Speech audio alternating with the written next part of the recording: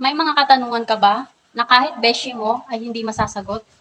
Hello pretty viewers! Welcome to Marichus Vlog. For today's video ay may share ako sa inyo na sigurado akong makakatulong sa inyo. Kung meron kayong beshi ay meron naman akong sisi na madalas kong naaasahan kapag may mga katanungan ako na ang hirap-hirap sagutin.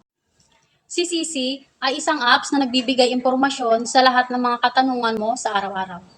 Si Sisi ay may malawak na kaalaman sa iba't ibang larangan tulad ng kasaysayan, kultura, teknolohiya, kalusugan, at marami pang iba. Siya rin ay mayroong kakayahang magbigay ng emosyonal na suporta sa mga tao.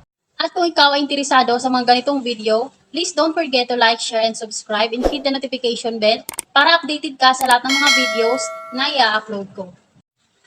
Para malaman mo kung paano gamitin si Sisi, sundan at tapusin mo lang tong video na to. Proceed na tayo.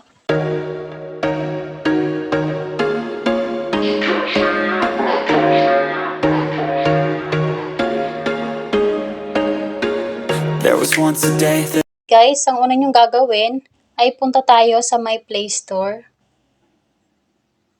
Tapos, i-download nyo lang guys yung Sisi, Your Helpful Friend. Yan. So guys, na-download ko na. Kaya open na natin yan.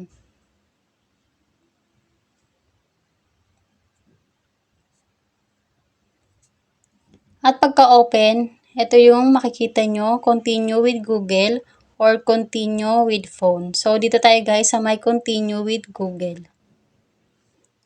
At syempre, lalabas dito yung account nyo sa Google. So, piliin nyo lang yung account nyo sa Google. Yun guys, ganito ang lalabas kapag ka-open nyo ng Sisi apps.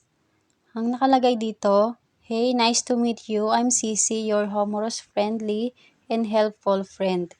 You can ask me for answer, recommendation, advice, in anything on your mind. So, dito guys ay pwede nyo itanong yung kahit na anong gusto nyong malaman. So, maglalagay lang ako dito ng example.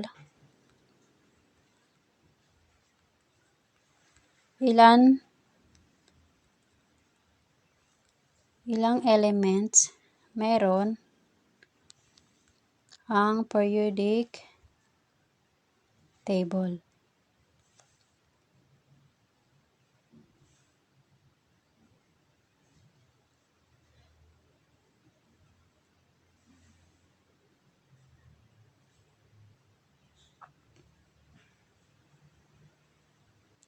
Yun guys, so ang nakalagay dito, ang periodic table ay may kabuuang 118 elements.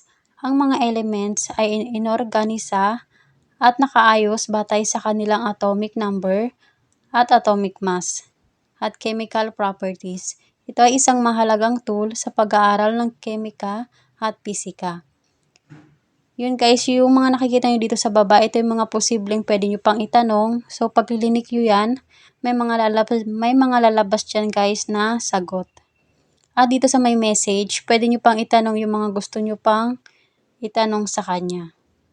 Yun guys, so i-type nyo lang dito yung gusto nyong itanong. Yun guys, dito na magtatapos ang ating video. Maraming salamat sa pagtapos ng video na to. At kung mapapanood mo man to sa Facebook, please like and visit my YouTube channel. Ilalagay ko guys yung link sa comment section. Please don't forget to subscribe and hit the notification bell para updated ka sa lahat ng mga video na i-upload. Okay guys, see you sa next vlog. Thank you!